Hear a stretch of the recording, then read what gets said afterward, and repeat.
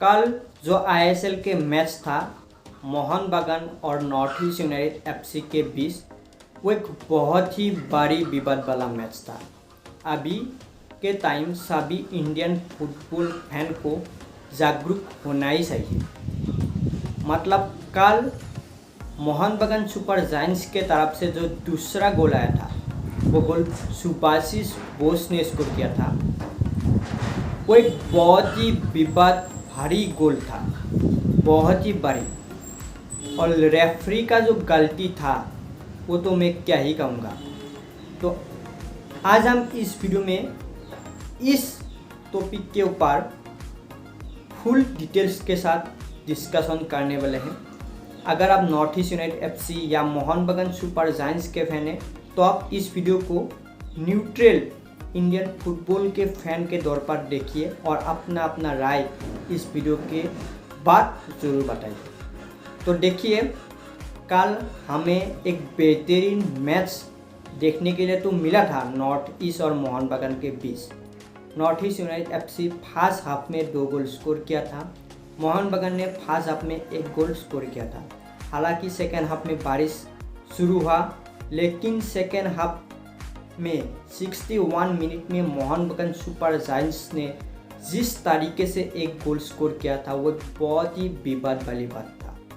तो आप इस फोटो पे देख सकते हैं कि गुरमीत ने, जो नॉर्थ ईस्ट यूनाइटेड एफसी का एक यंग गोलकीपर है, उसने बॉल को दोनों हाथ से पकड़ा हुआ था और सुभाशिष बोस ने अपने पैर से हाथ पे लात मारकर उस बॉल को गोल पोस्ट के अंदर भेज दिया था और रेफरी ने उसको गोल में भी कॉन्सिड कर दिया था।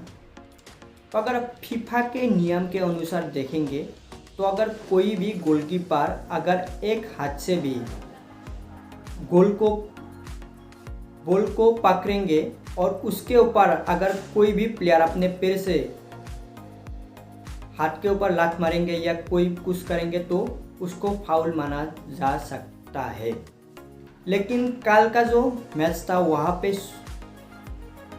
नॉर्थ ईस्ट यूनाइटेड एफसी के गोलकीपर गुरमीत ने दोनों हाथ से बॉल को पकड़ा हुआ था, आप फोटो में क्लियरली देख सकते हैं। और सुभाशिष बोस ने, जो मोहन बागान सुपर जायंट्स का कैप्टन है, उन्होंने नॉर्थ ईस्ट यूनाइटेड एफसी के गोलकीपर के हाथ पर लात लगाया और उस बॉल को गोल के अंदर भेज दिया और रेफरी ने उसको गोल में कॉन्सिड कर लिया था।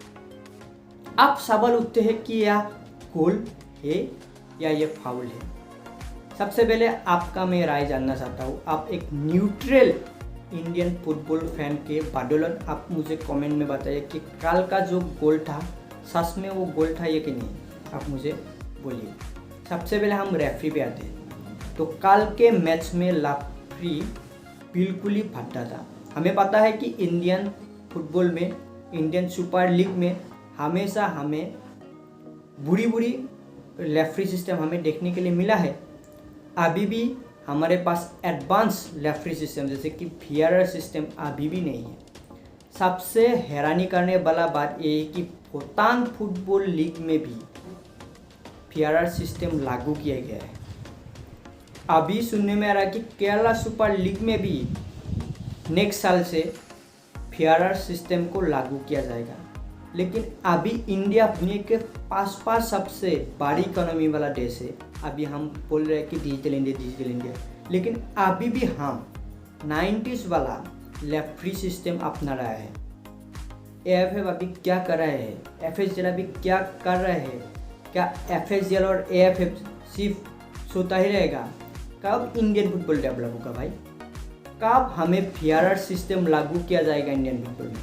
कल अगर वीआर सिस्टम होता तो ये गोल बिल्कुल ही डिसअलाउड हो जाता और सुभाशिष बोस को रेड कार्ड मिल जाता। और वीआर सिस्टम ना होने के वजह से मोहन बागान को फोकट में कल 3 पॉइंट मिल गया था। एक बहुत बड़ी बात है क्योंकि हर क्लब को पॉइंट में फ़र्क मिलता है। अगर कोई भी क्लब को एक भी पॉइंट मिलता है ना तो बहुत बड़ी बात होता है। कल नॉर्थ ईस्ट यूनाइटेड एफसी को 1 पॉइंट मिलना चाहिए था लेकिन पोर रेफरिंग के वजह से नॉर्थ ईस्ट यूनाइटेड एफसी को तो 1 पॉइंट क्या 0 पॉइंट मिला और मोहन बगान को फोकट में 3 पॉइंट मिल गया था। ये बात नॉर्थ ईस्ट यूनाइटेड एफसी और मोहन बगान के बीच का बात नहीं है, आईएसएल के जितने भी क्लब है सभी के ऊपर इसका इफेक्ट पड़ने वाला है, क्योंकि मोहन बगान को 3 पॉइंट मिल गया। तो मोहन बगान टॉप किया टेबल पे, अभी तो लास्ट में था ना, तो नंबर 4 पे आ गया। तो अदर्स जो बाकी आईएसएल क्लब है उनके ऊपर भी इसका बुरा असर पड़ने वाला है।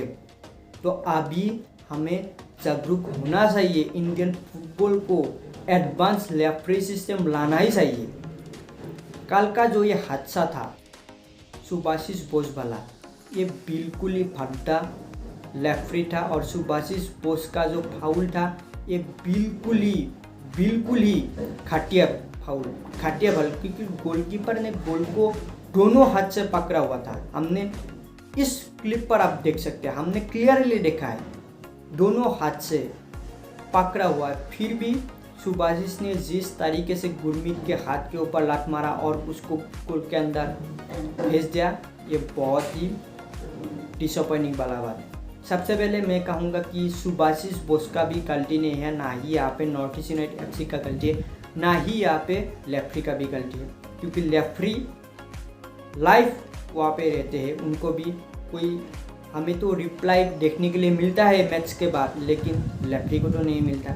सुभाषिष बोस आएंगे कि अपने टीम के लिए एक गोल स्कोर करे और अपने टीम को जिताए, हर प्लेयर आएगा, लेकिन यहाँ पे सबसे बड़ी गलती है All India Football Federation, FSDL, ISL league organise का, क्योंकि एडवांस रेफरी सिस्टम ना होने के वजह से आज हमें इस सिचुएशन देखने के लिए मिला।